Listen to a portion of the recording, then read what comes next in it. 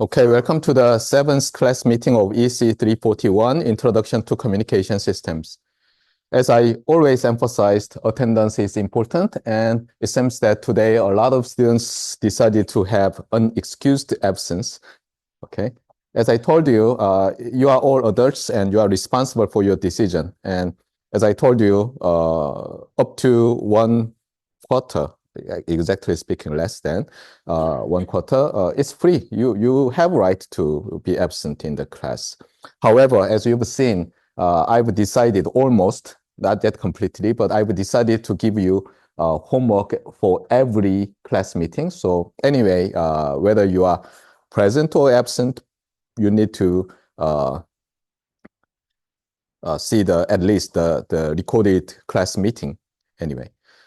About the homework, quiz, exam, voluntary project, regularly posted in the PLMS, so please check. And also about the quiz 1, if you have a complaint, then feel free to request regrade to the TA, not me. Homework 7 and 8 will be assigned and all will be due on next Monday, I believe. My most important messages in this course is not communication systems, but 2 words: simplify and visualize. Please try to exercise these keywords. For example, if you are doing some private tutoring of high schoolers this semester, try to teach your high school student in this way. So, for example, if he or she has some difficulty in solving some complicated problem, try to divide the problem into smaller pieces. That is also one of the most important way to simplify the problem.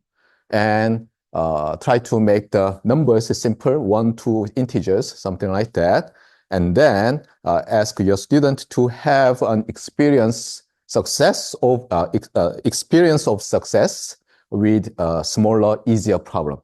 And then ask a little bit more complicated. Then suddenly your student may be able to solve the problem and have some happiness. That becomes your students' strong motivation to further study and further apply this simplify and visualization.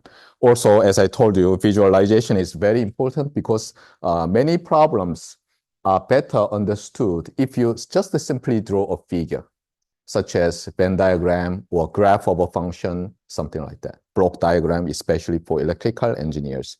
Graphs for computer scientists or engineers. Okay.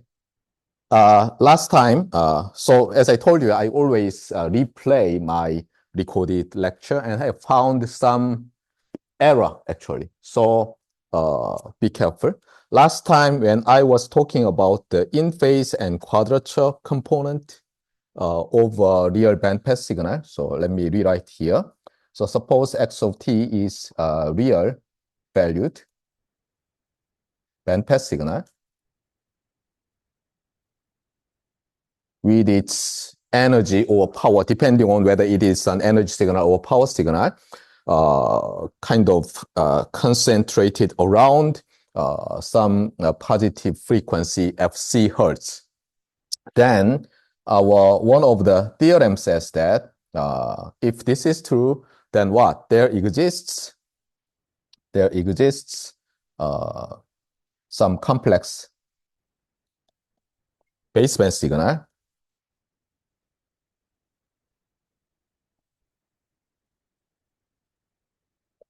such that x of t and this complex baseband signal has interesting relation. So this complex signal is right shifted in the frequency domain, and you take the real part and they become equal. So this was the theorem, and simple corollary is that let the real and imaginary parts of this complex valued signal as xi of t and xj of t, sorry, xq of t. So be careful. These two are real valued baseband signals.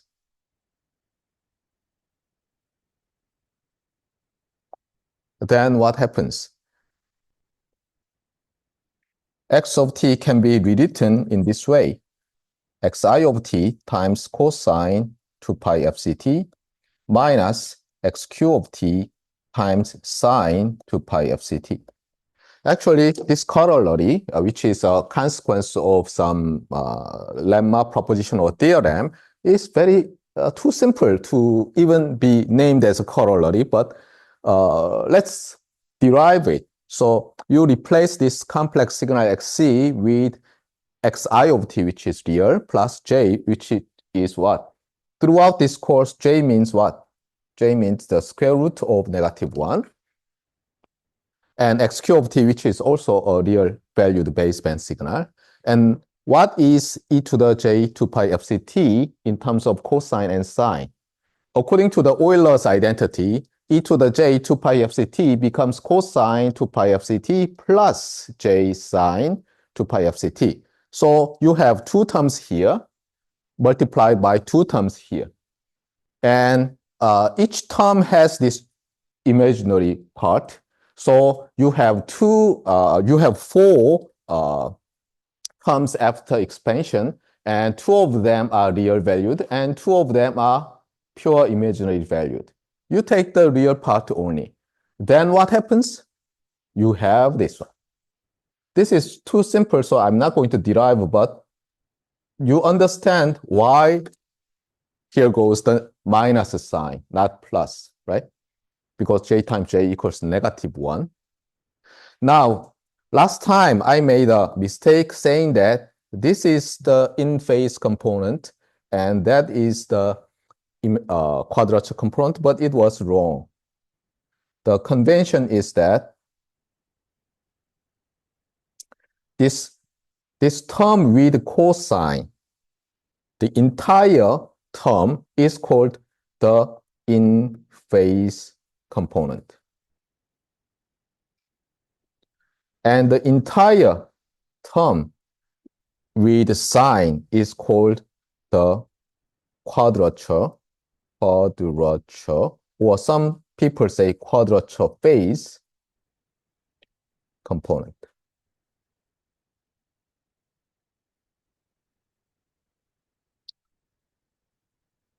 So here we can kind of understand the definer of these two terms. Probably the definer who defined this terminology believe that cosine function is more fundamental than sine function, right? So something with cosine is in phase. So phase is exact or something. And with sine, it is called quadrature phase. And quadrature, quad means sometimes 4, sometimes in the angle 90 degree, because 360 divided by 4 is 90, right? So the cosine and sine has 90 degrees phase difference. That's why it is called quadrature component or quadrature phase component. Right? So in summary, in summary is the ChatGPT's most famous phrase. But anyway, in summary, last time I made a mistake. So in this representation of a real valued bandpass signal, the term with cosine is called the in-phase component. The term with sine is called the quadrature phase or quadrature component. Got it? So let's continue our review because this is one of the most important ones. So here goes another one. So let this complex baseband signal as a of t times e to the j theta of t. Here, this is real valued. And this is, of course, phase angled, so real valued. Of course, you can add any integer multiple of 2 pi. And another one is that I didn't say, if I said last time it was a mistake, it can be positive, 0, or negative. Okay, so it's different from modulus and the phase angle. Okay. If I define this a of t as the absolute value or modulus of this complex number at each t, then it is always non-negative. However, the convention is that, so it may also be another correction. Okay, so this is the first one.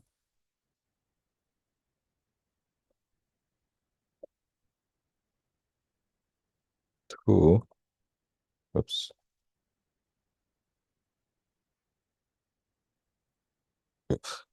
Control C, okay.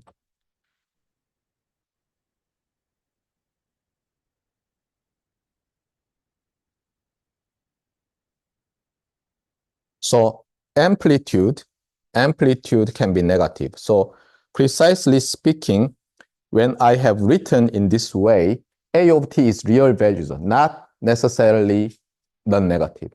Got it? One of the reasons why we allow this A of t to be negative is that sometimes we want a very smoothly changing theta of t. For example, suppose A is fixed and theta is slowly varying, but it suddenly touches, how do you say it? It suddenly touches 0 or 0 or pi or 2 pi, integer multiple of pi. In that case, sometimes you have to suddenly introduce, in order to make A of t positive, you have to add or subtract integer multiple of pi sometimes. But sometimes we do not want that, as you will see in frequency modulation. So if I said, I'm not quite remember, if I said this A of t is the modulus of magnitude, then it was wrong, okay? It is a real valued signal, and theta of t is also real value. In this case, we have another representation of real valued bandpass signal, that is A of t cosine 2 pi fct plus theta of t. Got it? You can view this as a Cartesian coordinate approach, and this as the polar coordinate approach to the representations of real valued bandpass signal. Got it? So yeah, let's see this one. So the first question in our handout for chapter 3 was what? Why modulate? So what is your answer?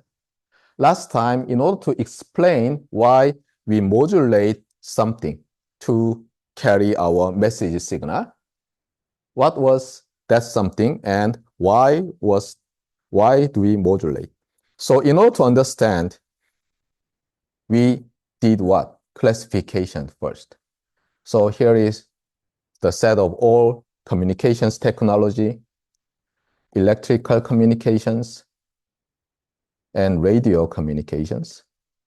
And as I told you, our focus is here in this course, even though it is not strictly limited to this one. We will also talk about other communication systems. But in radio communications, what is the most important RF component? Antenna. So antenna converts back and forth the electrical signal and radio wave. And even though, I emphasized last time, even though in the cable that is connected to the antenna, actually the signal is not a simple time function, but a wave propagating through this wire. However, we can model the signal as a function of t, which is a continuous time signal. So we have a continuous time signal, and also we may ignore one of the components among electrical field or magnetic field. So, and in that way, we can just view this x of t as a real valued signal. So you can just assume that we apply a real valued signal to an antenna. Now, what was the rule of thumb? As you remember, if you are given a fixed size of antenna, the power radiation efficiency of this antenna improves if you apply higher and higher, but not extremely high, because it may not generate light wave, right? So we limit our interest to radio waves, not visible light or infrared, because as you see and as you have seen already, infrared communication transmitters have different type of wave emitters, right? It's a photon diode, actually. We can't see the infrared, but whenever I push the button, it generates infrared. And this infrared emitting device is not does not look like the antenna. But anyway, in radio communications and radio technology, we assume that the conversion between the electrical signal and wave can be done with antennas. So the power efficiency, radiation efficiency of an antenna is very good. Okay, it is a rule of thumb, but it's not exact, but very good if what? If the wavelength of the emitted radio wave is of the same order of the size of the antenna. So I asked you to remember that 3 gigahertz radio wave has 0.1 meter wavelength or 10 centimeter wavelength. And whenever you divide this frequency by 10, you increase the wavelength by 10, right?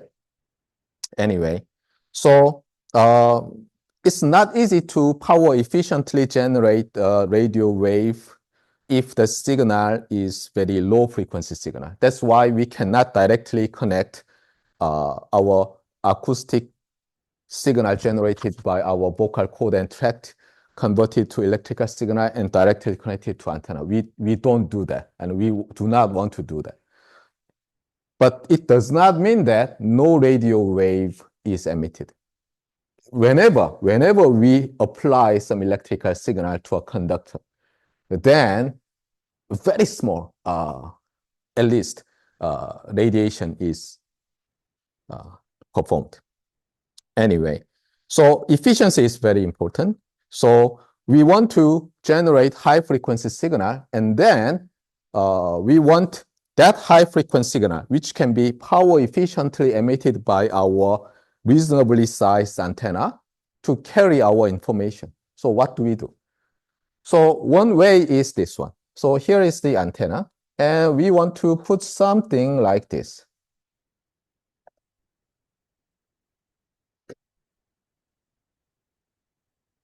Because pure cosine or sine function does not convey any message, or it may convey message, but the amount of information may be very, very small, or practically we cannot put any information.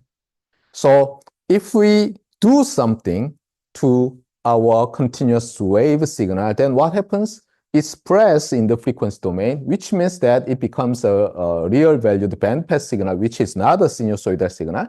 And then we can either use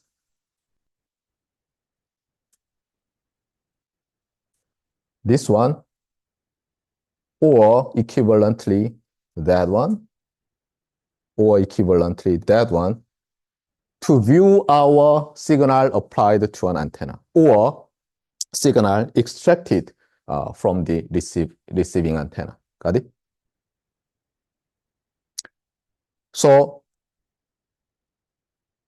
why we modulate, and the objective is the carrier. So why do we modulate the carrier? First, of course, in order to let it convey our message. Second, in order to make the radiation by the antenna easier. Okay, these two are one of the most important things. That's why, once I told you in the earlier weeks that one of the professors, when he was about to retire, he wanted to contribute a new way of communication, and he started from this idea. So it seems that there are a lot of people who believes the existence of so-called mysterious wave, possibly called key. 기 알죠? 기 그렇죠? 예, 기를 이용해서 뭐 치료한다고 하고 막 이러잖아요. So he wanted to modulate that key generated by your palm or I don't know brain, and then it could convey new message, right? Convey the message. In that case, it's a new way of communication. And as I told you, Marconi just discovered the practical method to do the wireless telegram, and he got Nobel Prize in physics. So if some people discover the way to use key to transmit and receive information, then definitely Nobel Prize. But anyway, so that is the idea. So your answer to why modulate can be many, but two most important things is that first, to let the carrier to convey a message. Second, in radio communication, for ease of transmission or radiation. Got it? Okay, what else?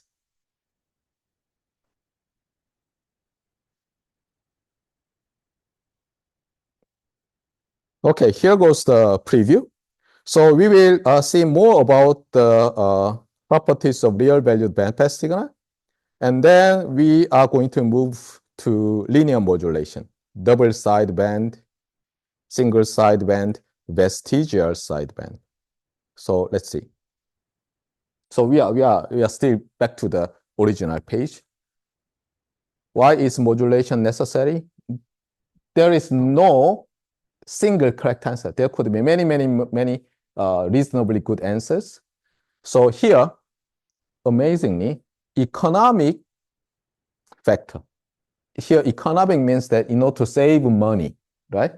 So if you have very low power efficiency, which means that you are economically bad, okay? So modulation technique must be cost efficiently implemented. Not only in radiating, suppose you want to transmit at a very low frequency, which means efficiently, what does that mean? You must carry, for example, 1 kilometer size antenna for your cell phone. It doesn't make sense, right? Probably you need some Gundam or Robotech V, something like that to carry your cell phone, and it doesn't make sense. And here goes another thing you haven't yet taught, the characteristics of the channel. And this is also very important. In our land mobile wireless communication, our channel between transmit and receive antenna is not a free space, which means that it's a void vacuum. It's not. What happens? There are molecules composing our air, and sometimes we have rain, sometimes we have snowing, right? Then that affects our radiated radio wave. Also, sometimes ionized sphere affects our communication. Sometimes just the layered air affects the propagation characteristic. For example, usually if you go up from the surface, the temperature drops. However, at some very rare event, the lower layer of air is cooler than the high upper layer of air. Then what happens? As you've learned in high school physics, especially optics, what happens? Your light wave may deflect, right? Same thing happens in the radio wave. So sometimes, since the Earth is not flat, your transmit signal must be just go away through the surface, but sometimes it bends and reaches to very far away placed receive antenna. So you have to think about many other factors in wireless communication, in radio communications, because our channel filled up with air changes its characteristic. Okay. Anyway, so sometimes we select our carrier frequency intentionally.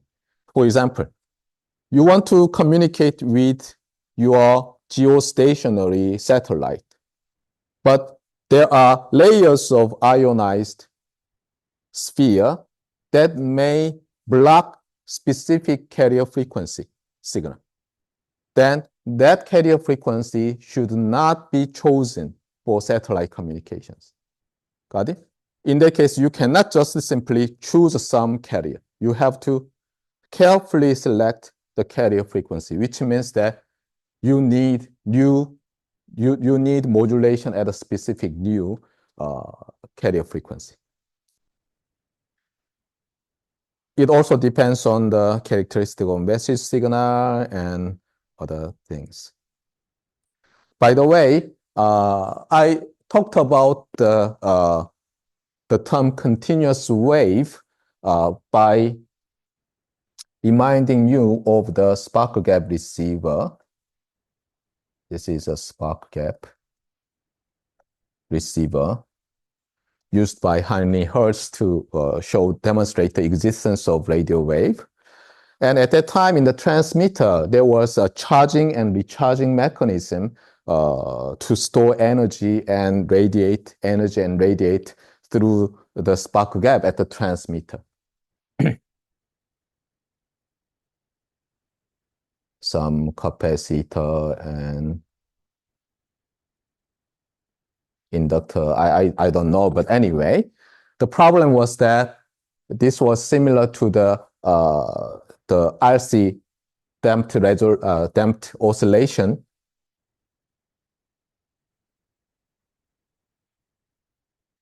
So we couldn't have something like nice carrier sinusoidal, continuous time sinusoidal signal. But engineers, electrical engineers could generate this sinusoidal signal, electrical signal, and when it is used to in the radio communication, it's called continuous wave. Okay? So this is called continuous wave. If the applied signal is a sinusoidal signal. Got it? The problem is that a same terminology, a single terminology is used for a different meaning, even in this electrical engineering building. That's what I emphasized, right? So in radio communications, excuse me. In radio communications, continuous wave means radio wave that is generated by exciting the transmit antenna with a pure cosine or sine function, possibly with some fixed phase. However, in radar engineering, so this is communications engineering, in radar engineering, continuous wave means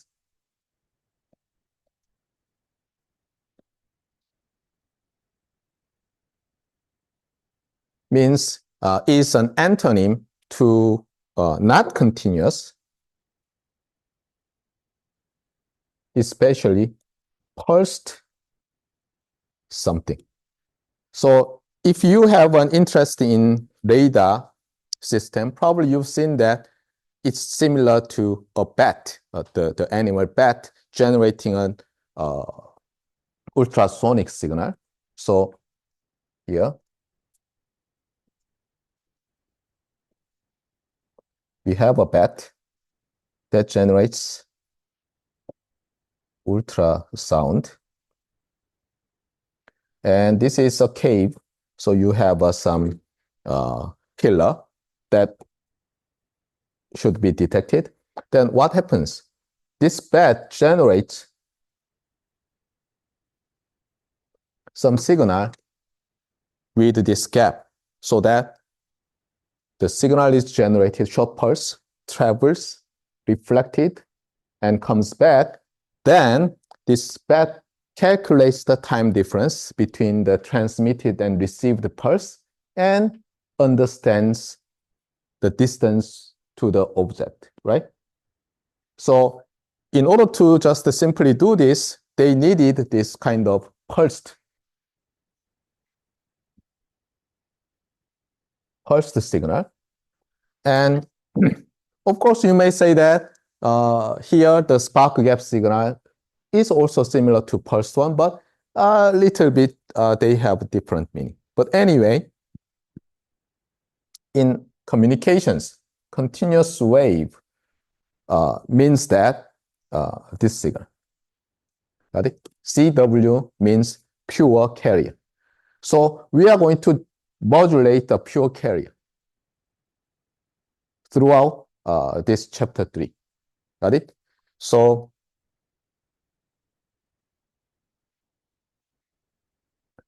we have some signal. So by the way, this XC is a little bit different from what I've used. Okay, I used it to denote complex, but this is kind of carrier modulated. So our textbook and I had the different notations, so don't be confused.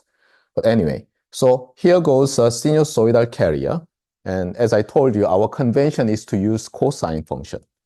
And of course, there can be some arbitrary phase, unknown fixed phase data, but it's also ignored just for simplicity. And this FC can be said our carrier frequency. And now what we want is this one.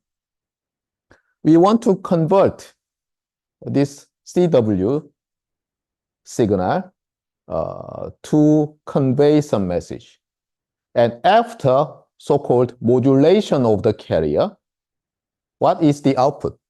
This type of thing is output. So here, this is a modulator. Here goes our message symbol M of t. And what we want is XC of t. Of course, here we may give some signal X of t, which is cosine 2 pi FCT. Got it? So this is our modulator considered in this chapter. Got it? So message goes in, and this continuous wave goes in, and our system generates real valued bandpass signal. And this may be amplified and applied to a transmit antenna in the transmitter. Got it? So think about this type of thing. Now, we have two classes of modulations for this one.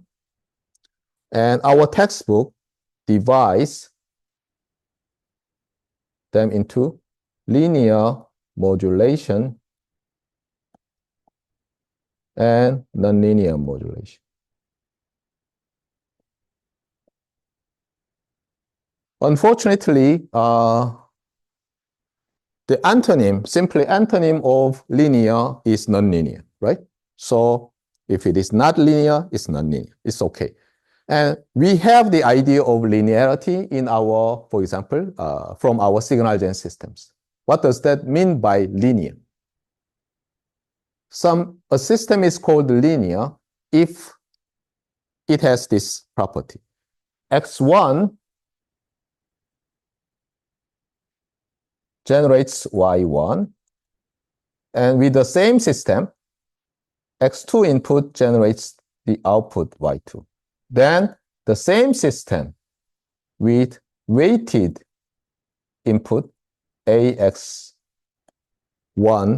of t plus BX2 of t generates AY1 of t plus BY2 of t. In that case, we call this system, the same system, a linear system. Then our intuition says that, okay, linear modulation has linear system to do this, right? And that is our common sense. Once we learned or took signal gen systems, right? The problem is that actually this linear modulation we learn includes double sideband, single sideband, vestigial sideband modulations. And in double sideband, we have double sideband with large carrier or with carrier. And actually, this is not linear system, precisely speaking. But it could be understood after we define our new message. So it's okay to say that linear modulation is what?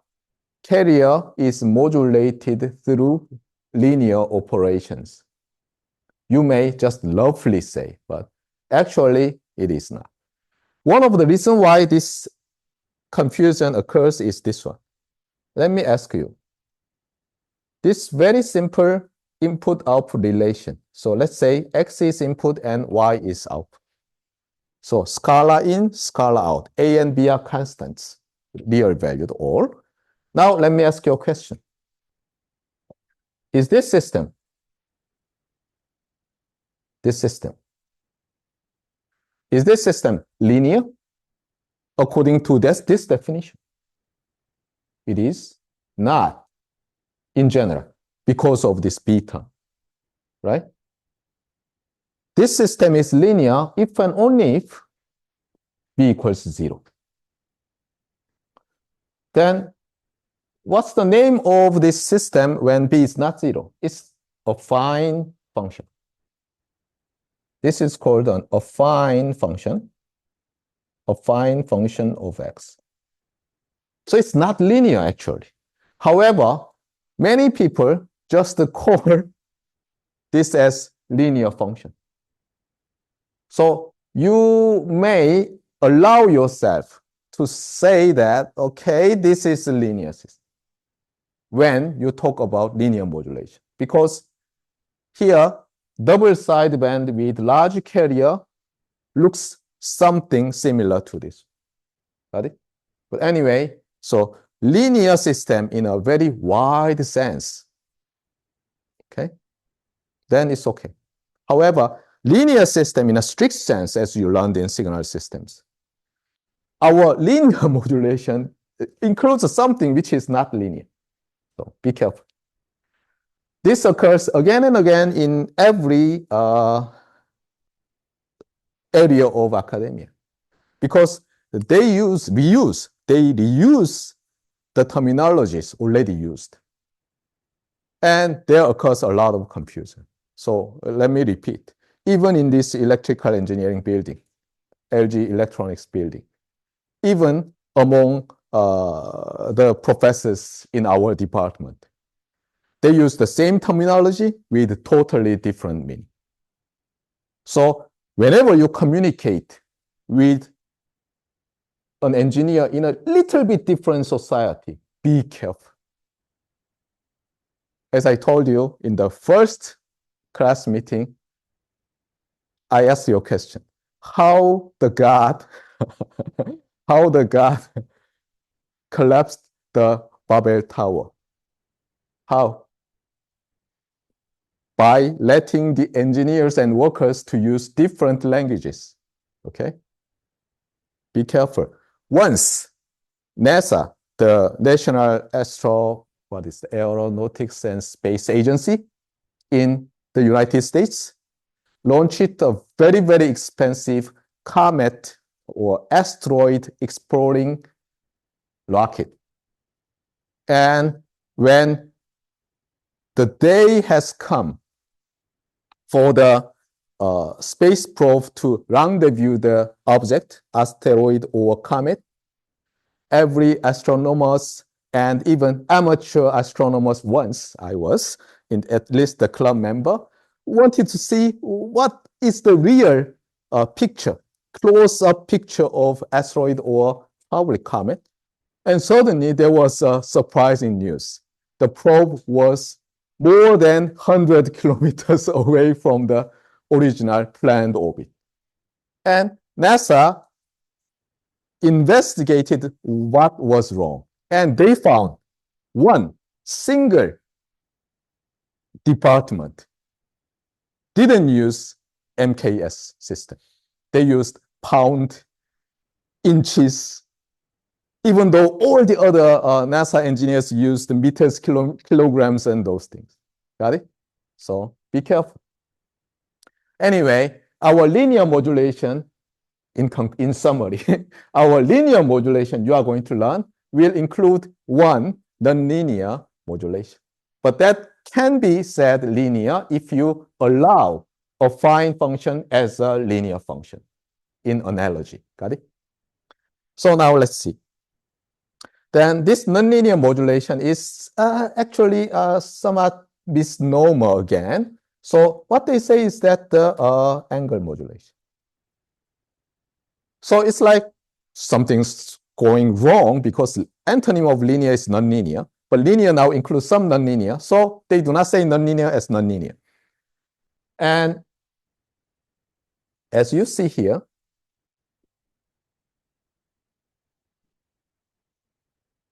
if this part is fixed, it seems that this multiplication looks like linear operation. So what they do is this one. Actually, if this part is a time-varying function, it is called linear modulation.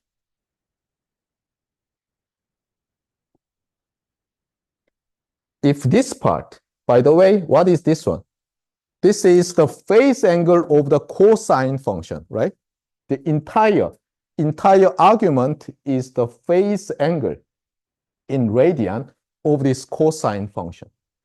If this entire phase angle, simply angle, is not only a time-varying function of this part, but also time-varying function of that one, then it's called angle modulation. But when we say linear modulation, this one must be a function only of the theta of t must be constant. When it's an angle modulation, the convention says that this is fixed. So let me summarize. Linear modulation means that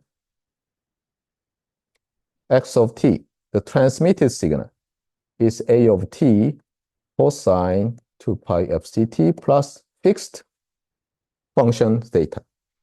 Angle modulation means that x of t equals a cosine 2 pi fct plus theta of t. Got it? Just a second. Yeah. So today we are going to see this type of modulation, carrier modulation. So carrier cosine 2 pi fct is now converted to this form of a signal after modulation. Then it is called a linear modulation. If our carrier signal is converted to this type of signal after modulation, then it will be called angle modulation.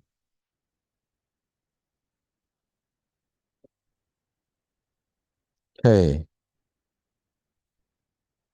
Oh, by the way, so suppose, okay, got it. Modulation, continuous wave, radio, I already mentioned. You read it, even though I didn't line by line dictate what is written. So yeah, here goes linear modulation. You read it, the details.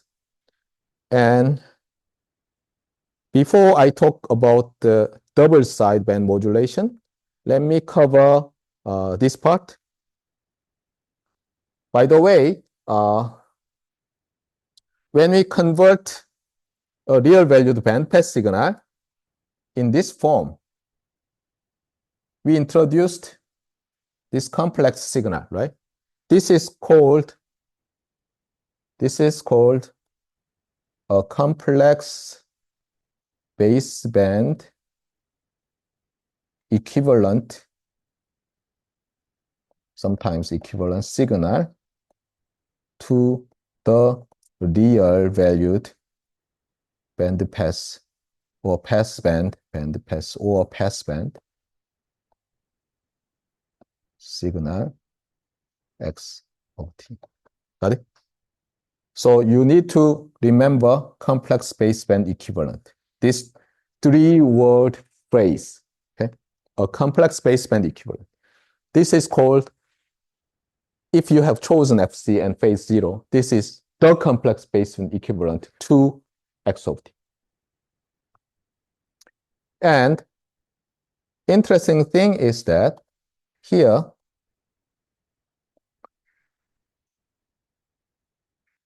the modulus or absolute value of this complex baseband signal is called the envelope.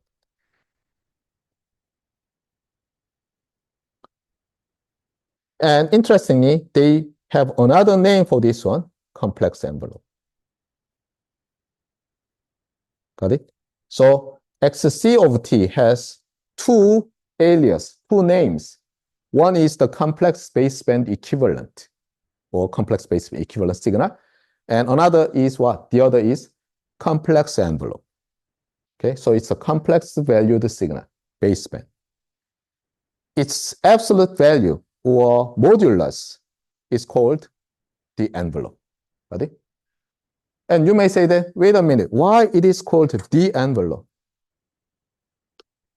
Our choice of carrier frequency makes this one different, right? That's why that's one of the reasons why we call this is a complex baseband signal, given the real bandpass signal. However, I just said that this is the envelope, and here goes one of the reasons. Let me write it here.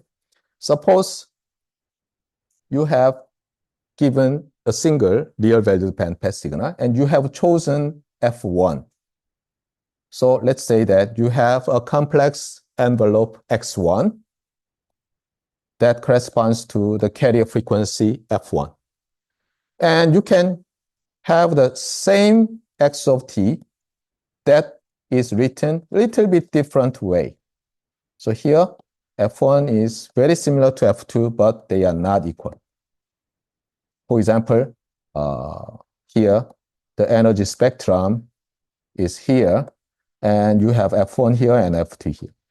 They are all possible, allowed choices of carrier frequency.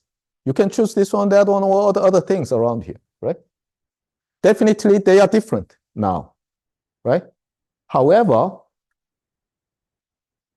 let's rewrite this one in this way.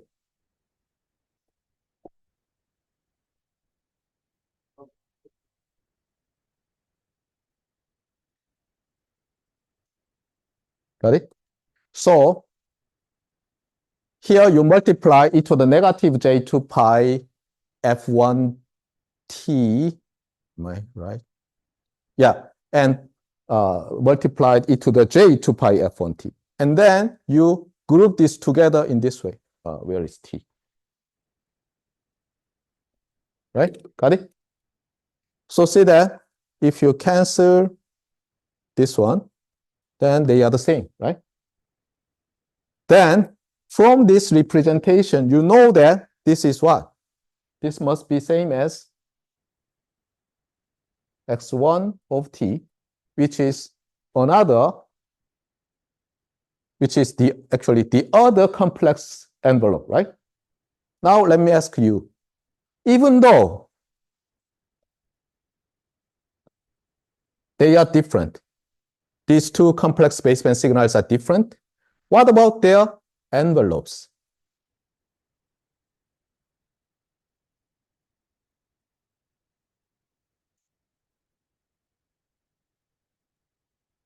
And if you take the absolute value, what happens? So this left-hand side is same as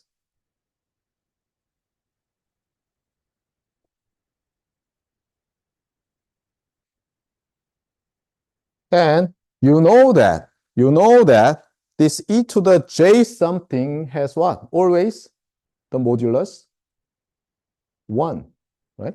So amazingly, the envelopes are the same. Got it? That's why I said the envelope of the signal. Two different complex envelopes of a single real valued bandpass signal have the same envelope. Anyway, that's why I have this checkbox here. Got it? Okay, got it. Yeah. Now, let's continue to our double sideband modulation. By the way, in the first class meeting, I emphasized that reading the textbook is very important. Probably many of you have very contradicting experience once you entered post-tech. Many professors provide very well-written handouts, very well summarized handouts for you to easily study.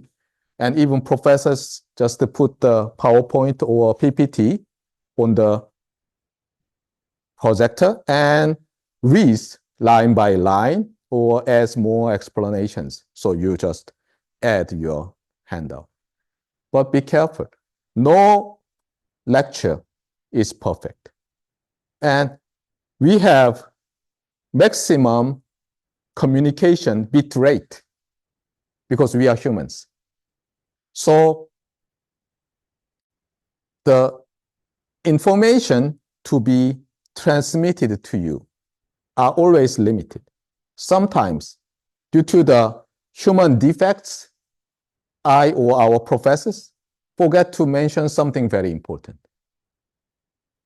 But usually, when a professor or engineer write a textbook, book to be used as a self-study textbook, they write the first draft. So here is Professor Cho, who have written the first draft, and do something else, research, teaching, and comes back to revise that. And there's another Professor Cho.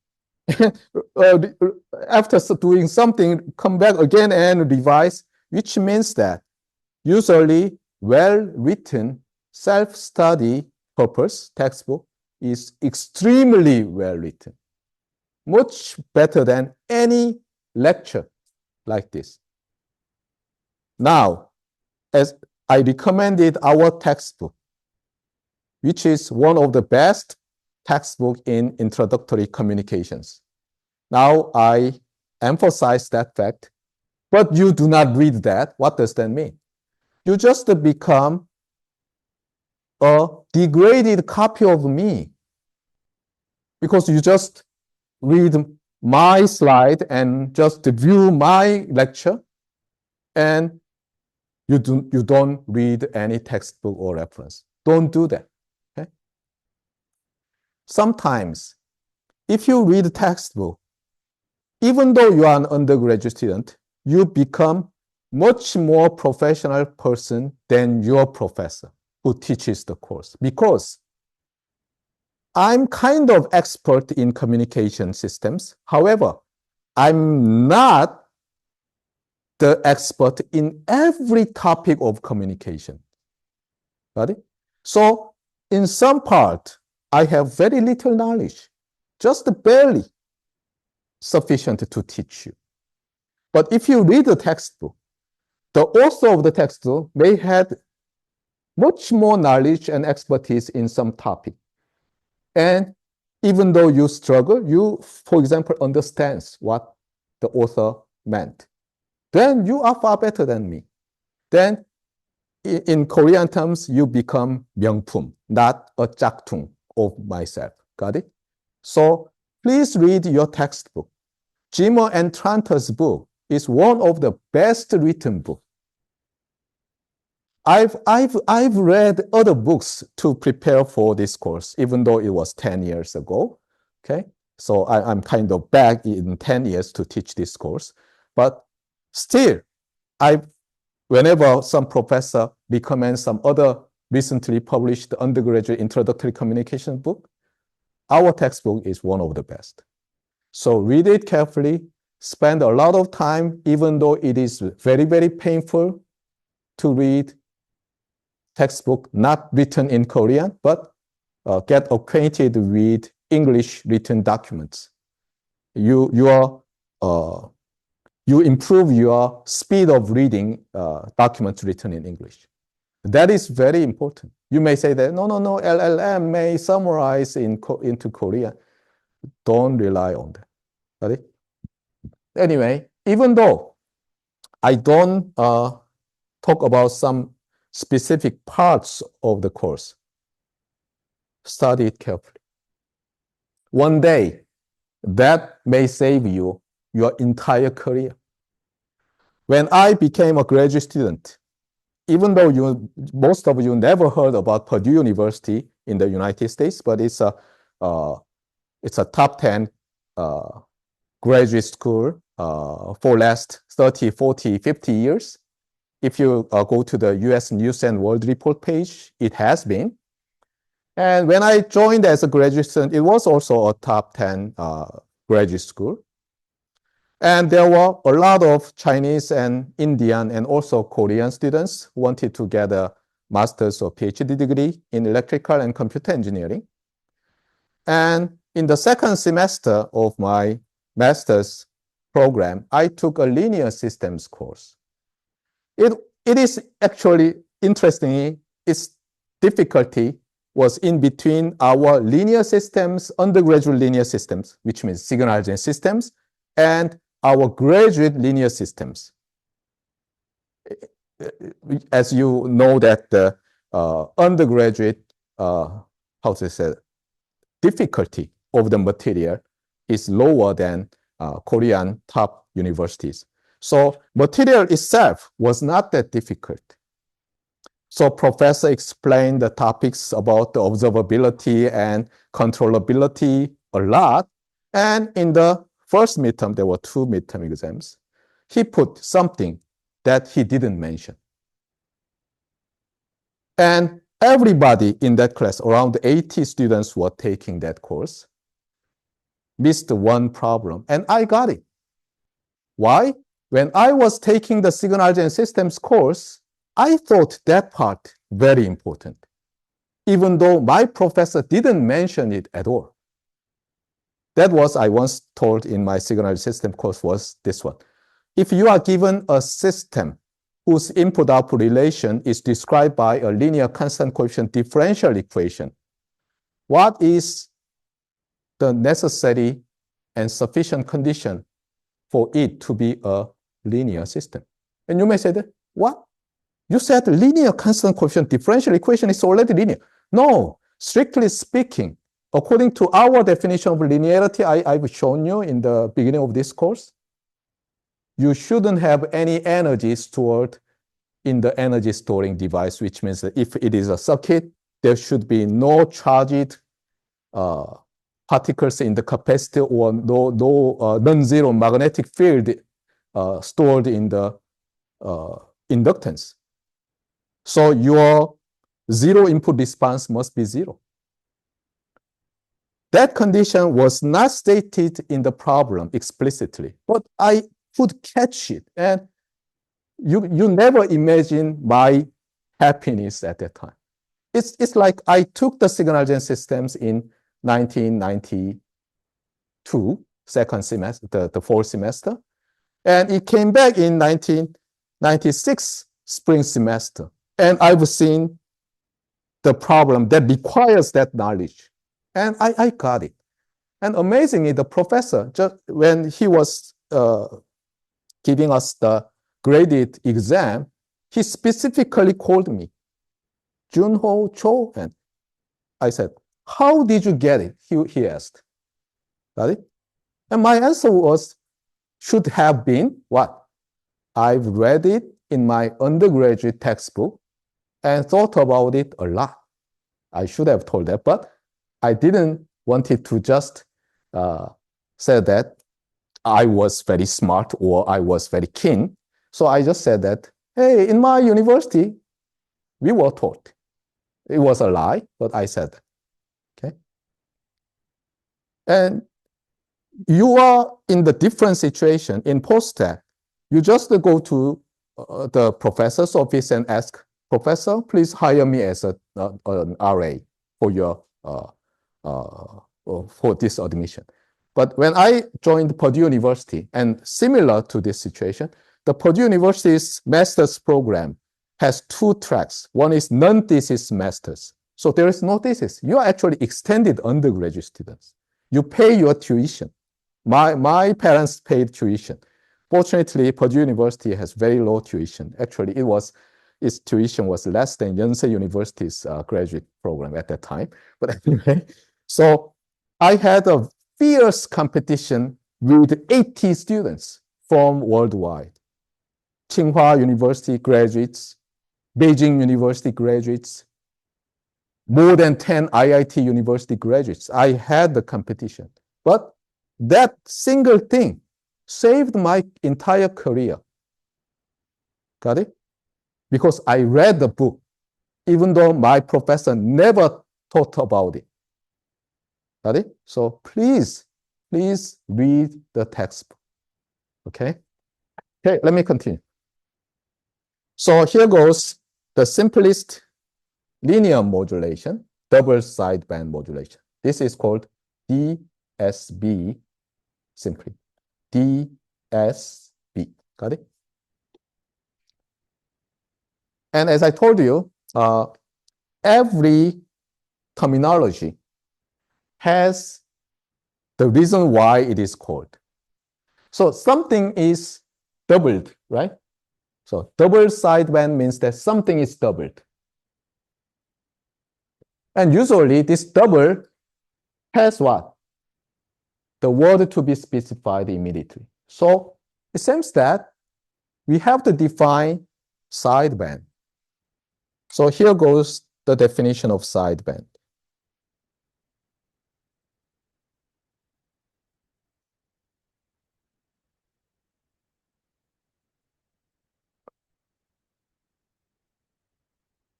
Suppose we have a real valued bandpass signal.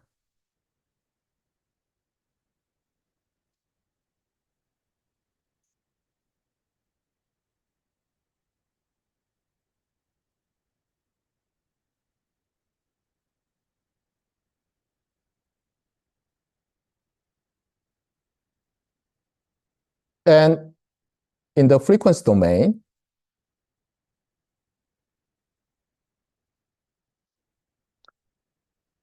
we have energy spectrum concentrated at either one band or two bands. Okay.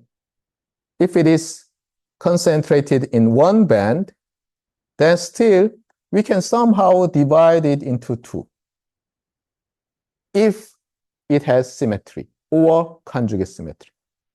In that case, this is called the lower sideband. And this is called the upper sideband. Sometimes these two may have some separation, like this. In that case, this is the lower sideband and this is the upper sideband. Got it? So it is not necessary for them to be side by side. But anyway, so we have a very rough, vague definition. One of the reasons why vague definitions plague in these modulations is that they are invented long ago. At that time, no precise definitions were given, and many engineers had not very precise definition-based education. Anyway, so this is lower because it has lower frequency components. And this is upper because it has higher frequency components. Got it? By the way, since this is a real valued bandpass signal, we also have what? Here in negative FC, we have what? Conjugate symmetrical part, right? So we have something like that. Be careful. This is what? Here, right? Because of the conjugate symmetry. This one is here. That one is here. That one is here. After conjugating. Even though I just draw the energy spectrum, consider the Fourier transform itself. So now let's go back to the definition. Now, double-side modulation is performed by double-side modulator, double-sideband modulator. It has what? One input and one output, and if you want two inputs and one output, and one of the input is so-called the carrier. Simply, let's say AC cosine 2 pi FCT plus theta. And here you have M of T, yeah. And let's say this XC of T. By the way, this C does not mean complex baseband. In this case, carrier modulated. I would say, yeah. Oh, anyway, let's follow the notation of the textbook. Anyway, so this does not mean complex, not complex in this case.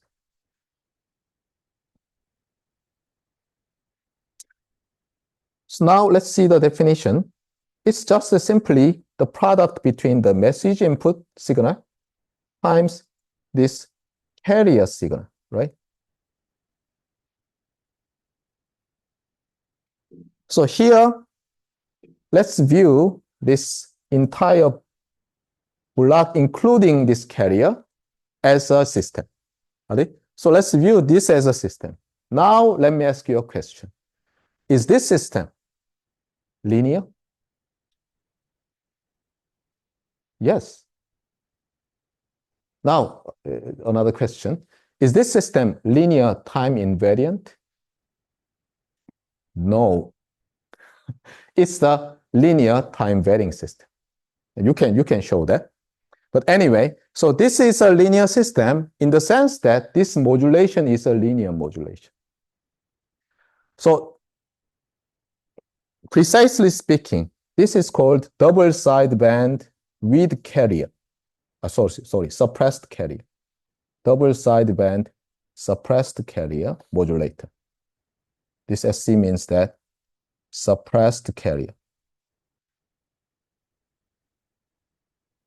And the reason why we put this SC will be obvious in the next class meeting. Currently, just call it double-sideband suppressed carrier modulator. So message comes in, the product between message and carrier signal comes out.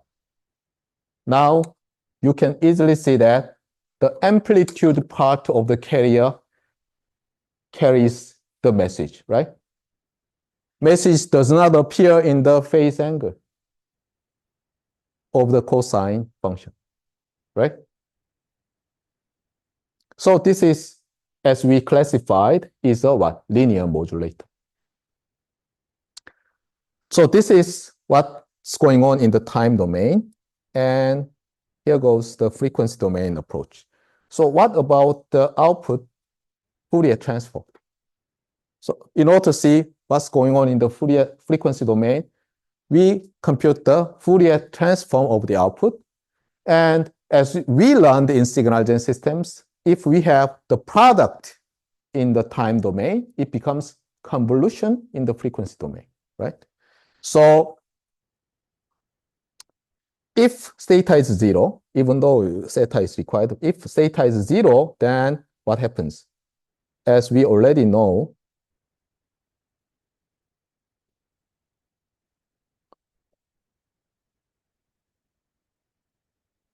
we have this one. By the way, try to find the exact Fourier transform when theta is not 0 yourself. Ready? So what does this mean? Capital M of f is the Fourier transform of our message.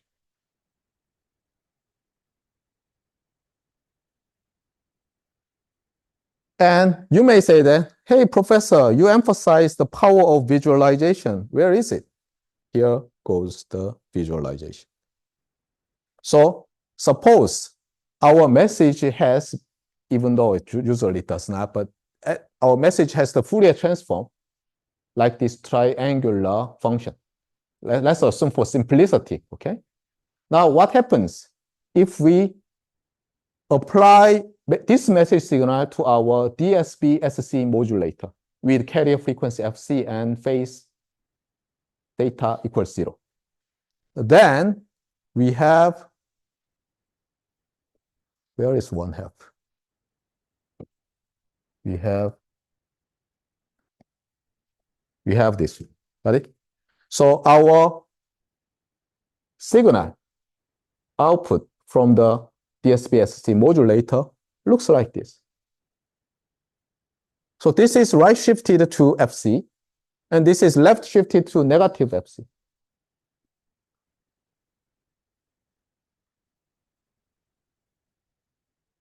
So even though we have a voice signal, M of t, for example, so it's an acoustic signal converted by a microphone to electrical signal, what happens after DSB-SC modulation? It becomes a real valued bandpass signal, which can be much more power efficiently transmitted via smaller size antenna. That's good, right? Because as I told you, this signal itself cannot be power efficiently converted to a radio wave unless antenna size is several hundred kilometers or much larger size of our solar system. However, after shifting the spectrum to Fc and negative Fc, it becomes what? A real valued bandpass signal, which can be much more power efficiently transmitted with a much more smaller sized antenna. That's good, right? And also you can easily see that this signal contains the message information. Why? Because in time domain, this signal is what? If this is directly received, even though after transmission through the air, the received signal may be a little bit different, but for simplicity, let's simplify and assume that our received signal is just the sum gain times this one. Now, can you extract M of t from Y of t? Yes. How? You multiply the same cosine FCT plus theta, and then this times that one becomes 1/2, 1 plus cosine blah, blah, blah. And if you remove the high frequency components, you have your message signal back from the low pass filter. That's actually what you learned in signal-density systems. One of the chapter named modulation has that one. Got it? That is the idea of this linear modulation, specifically double-sideband suppressed carrier modulation. Got it? See that? You have your received signal. In the receiver, you modulate the same cosine function, and this becomes 1/2. Okay, 2 times. So 1 plus cosine 4 pi FCT, or if you want 2 pi 2 FCT, right? So if you remove the high frequency components, then you have the message signal back. Amazing? Here the lesson is this one. A mathematical operation like multiplication to a carrier and filtering, that is also a mathematical operation, gives us something interesting. That's why our human race has developed electrical engineering to perform mathematical operations using our circuits. our circuits, whether it is electrical or electronic or nanoscale, what does it do?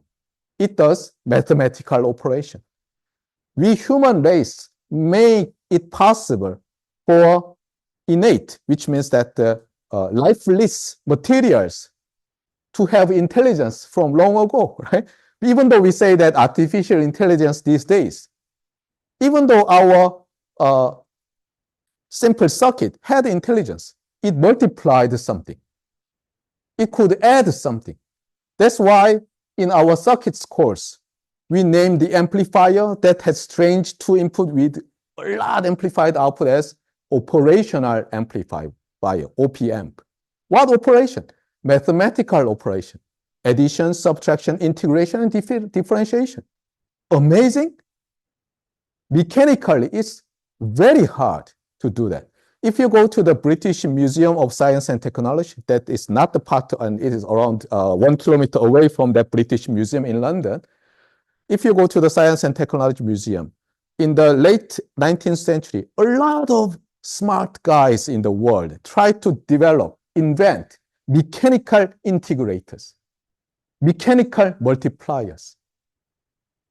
They were very interesting, and sometimes it worked well, but suddenly they are all replaced by electrical integrators, differentiators, those things.